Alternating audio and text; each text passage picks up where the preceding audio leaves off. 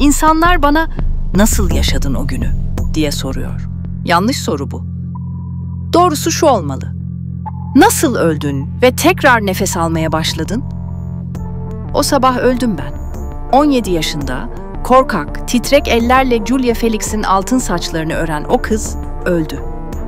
Yerine başka biri doğdu. Ateşin arasından geçen, ölümle yürüyen, ailesini felaketin dibinden kurtaran biri. Yıllar geçti aradan. Saçlarımda artık gümüş teller var ama o günün ateşi hala ciğerlerimde yanıyor. Her sabah uyandığımda kükürt kokusu alıyorum. Çünkü Vezüv'ün nefesi bir kez değdiği yerden asla çekilmez. 24 Ağustos 79.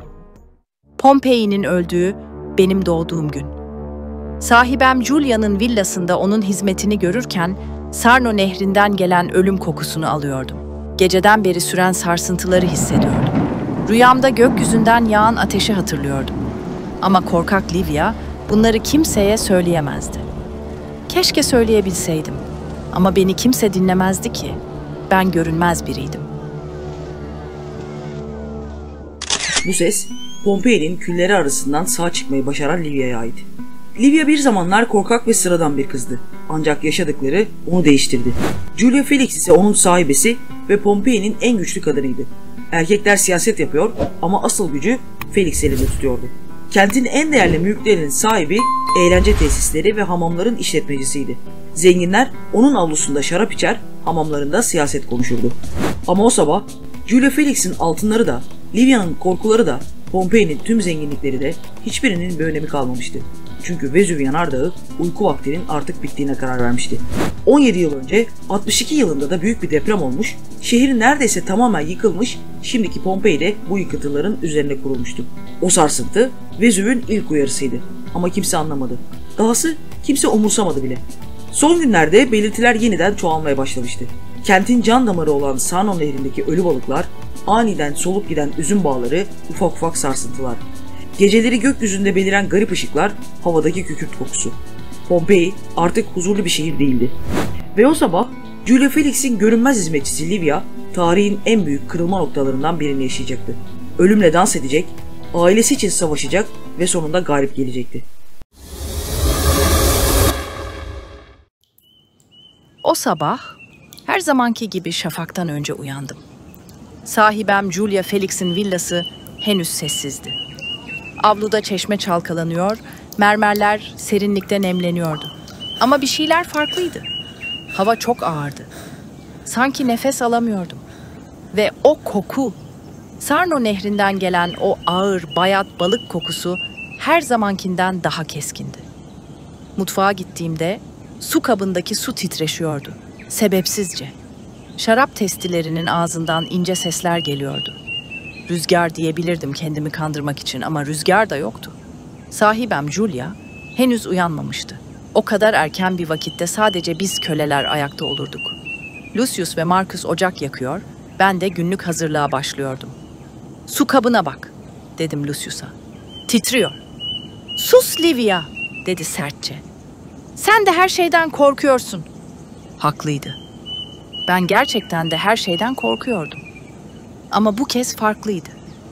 Bu kez korkum değildi mesele. Gece kabus görmüştüm ve bir şeyler hissediyordum. Sanki toprak altından biri bağırıyordu. Sahibem Julia uyanmadan önce villanın arka kapısından sokağa çıktım. O anki sessizlik çok ürkütücüydü. Bir anlığına Pompei'nin tamamen bana ait olduğunu sandım. Sokak taşları soğuktu. Fırının önünden geçerken ekmekçi Publius sabah ekmeğini fırına veriyordu. Gülümsedi. "Yine mi erkencisin küçük Livia?" dedi. İçimden "Bugün normal bir gün değil" demek geldi ama sadece başımı salladım. Çeşme başında su taşıyan kadınlar vardı. Biri "Gece çok sallandı, uyuyamadık" dedi. Diğeri "Roma'dan gelen yeni haberler daha ilginç" diyerek gülmeye başladı.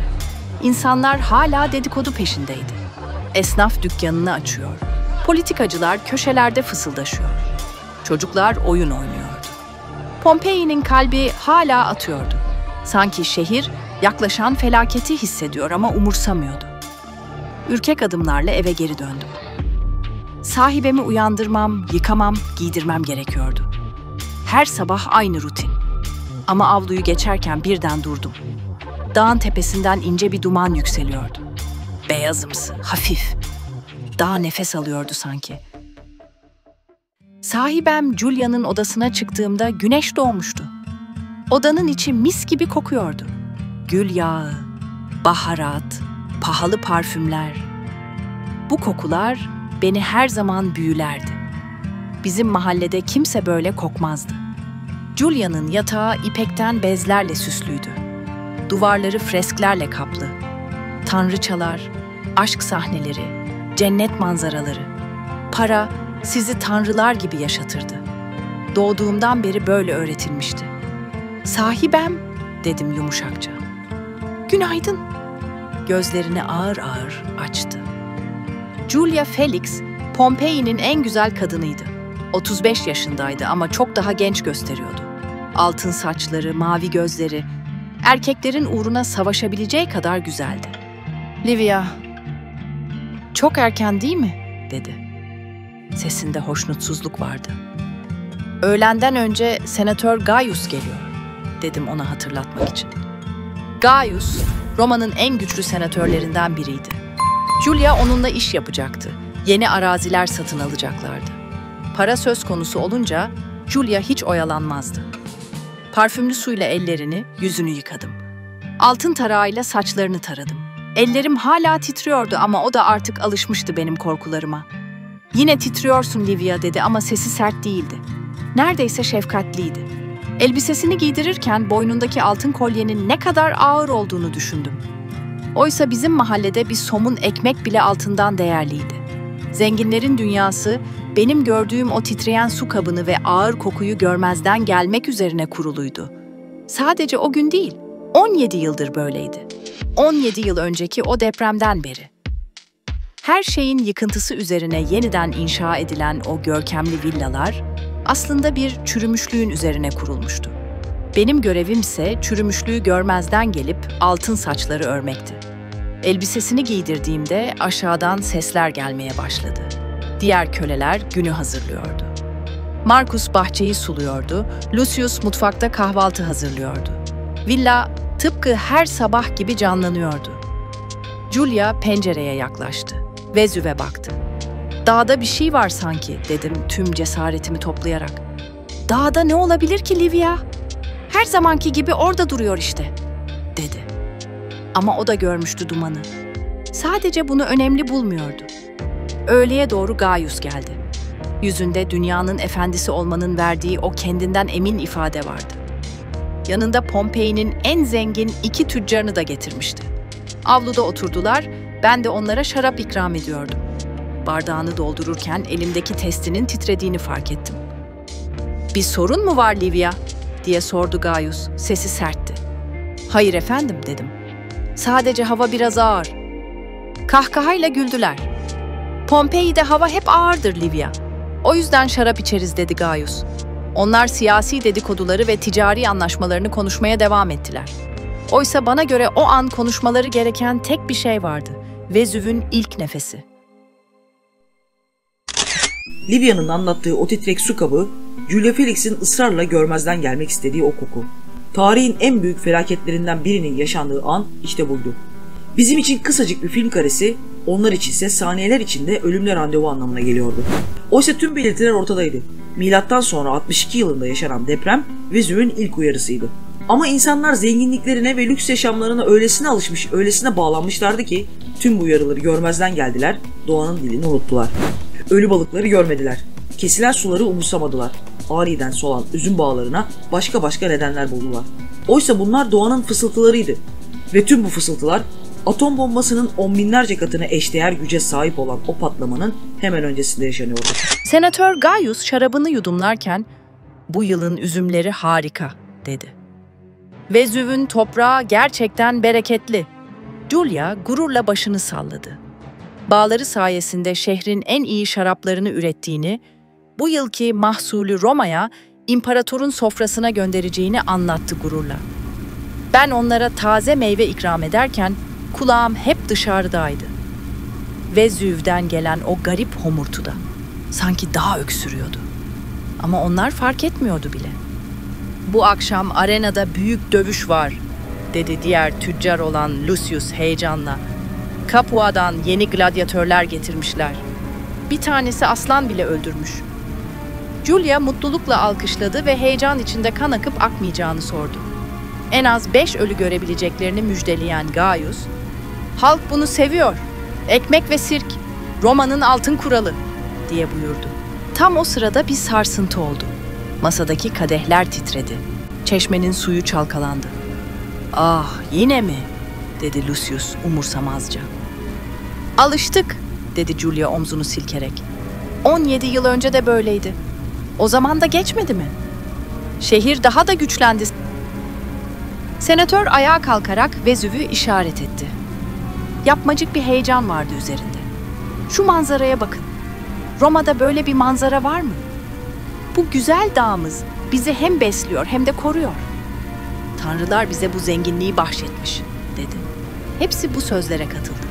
Evet, Vezüv onları koruyor ve zengin ediyordu. Bense köşede durmuş, onları dinliyordum. Ama Vezüv'ün tepesindeki duman artık daha kalın, daha koyu görünüyordu. Sanki dağ sabırsızlanıyordu. Öğle güneşi tam tepedeydi. Avlunun mozaikleri parlıyordu. Gaius yeni bir arsa anlaşması için elindeki parşömeni açmıştı ki o an geldi. Bu bir sarsıntı değildi.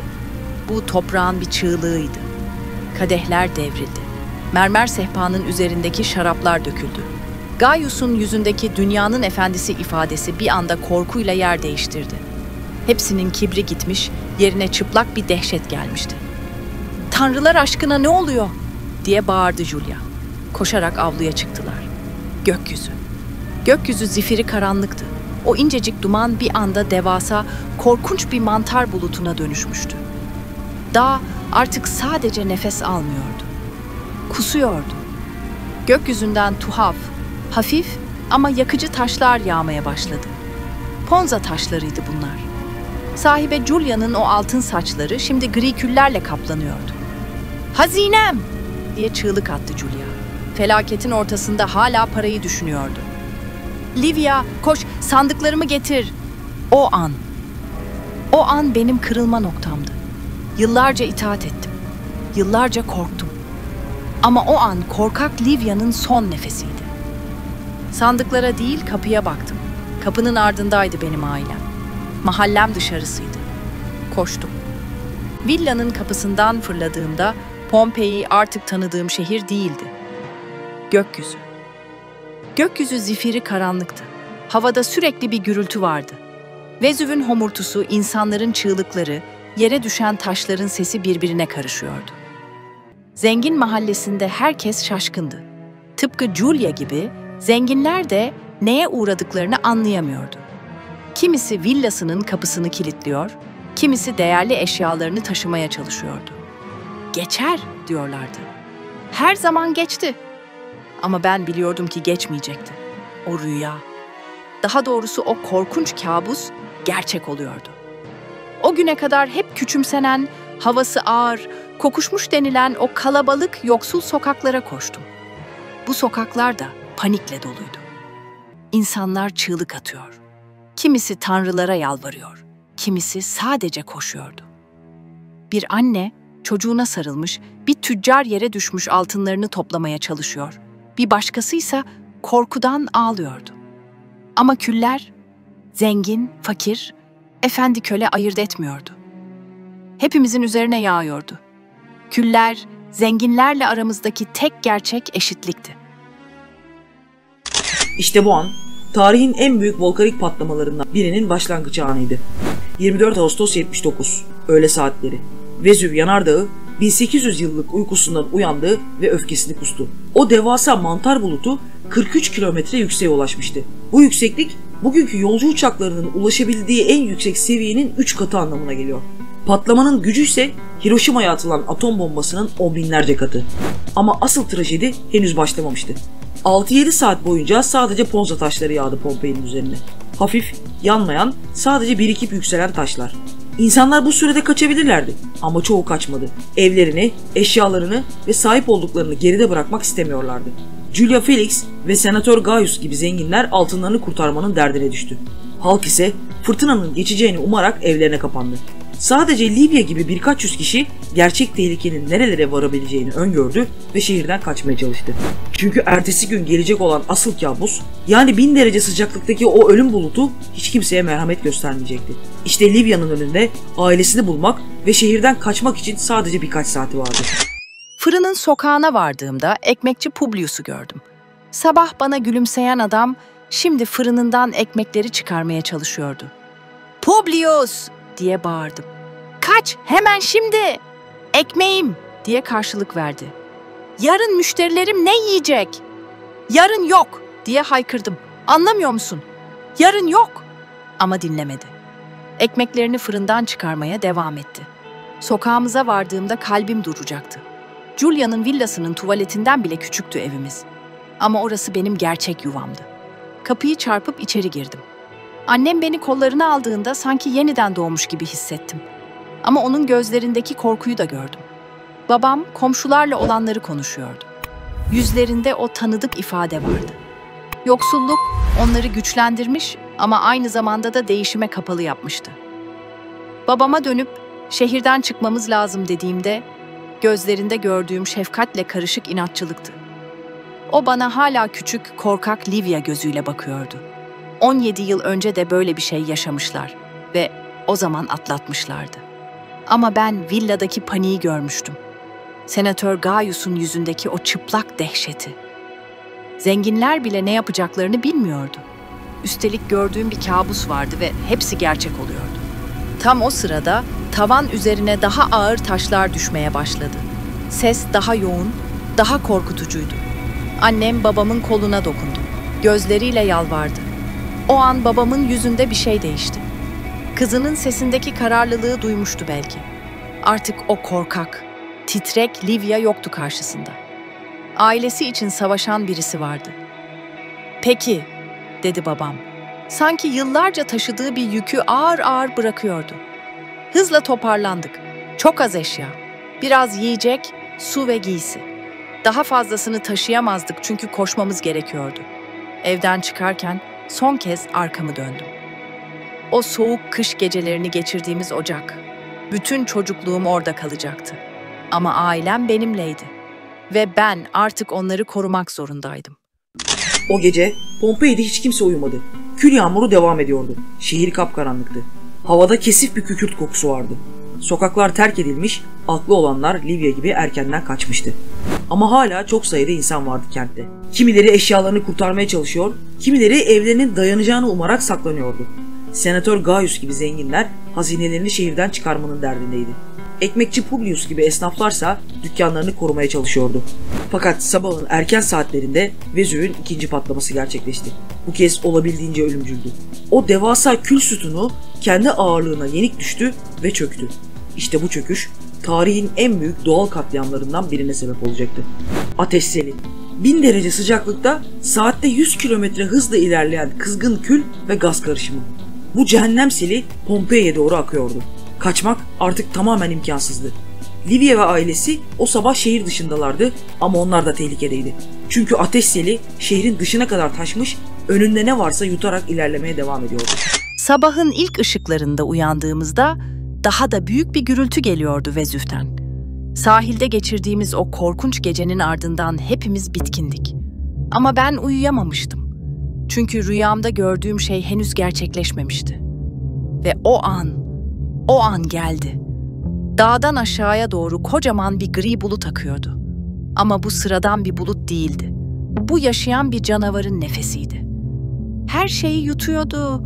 Ağaçları, evleri, insanları, hepsi o bulutun içinde kayboluyordu. "Koşun!" diye haykırdım. Artık rica etmiyordum. Emir veriyordum. "Denize doğru koşun!" Babam bu kez hiç karşı çıkmadı. Annem ağlıyordu ama koşuyordu. Bizimle birlikte kaçan komşularımız da arkamızdan geliyordu. Ateş seli peşimizdeydi. Arkamızdan sıcaklığını hissediyordum. Nefes almak zorlaşmıştı. Havada yakıcı bir koku vardı. Denize doğru koştuk. Sahildeki balıkçı teknelerine atlayabildik. Kürekçiler son güçleriyle açık denize çıkmaya çalışıyordu. Arkamı dönüp baktığımda o cehennem selinin sahile kadar geldiğini gördüm. Birkaç dakika daha geç kalsaydık bizim için de her şeyin sonu gelecekti. Açık denize ulaşıp da Pompei'ye baktığımızda şehir hiçbir şekilde görünmüyordu. Olması gereken yerde sadece gri bir örtü vardı. Altında hayatımın geçtiği sokaklar, Julia'nın villası, ekmekçi Publius'un fırını. Hepsi sessizlikle kaplanmıştı. O gün korkak Livia öldü. Yerine ailesini kurtaran, ölümün karşısında durabilen biri doğdu.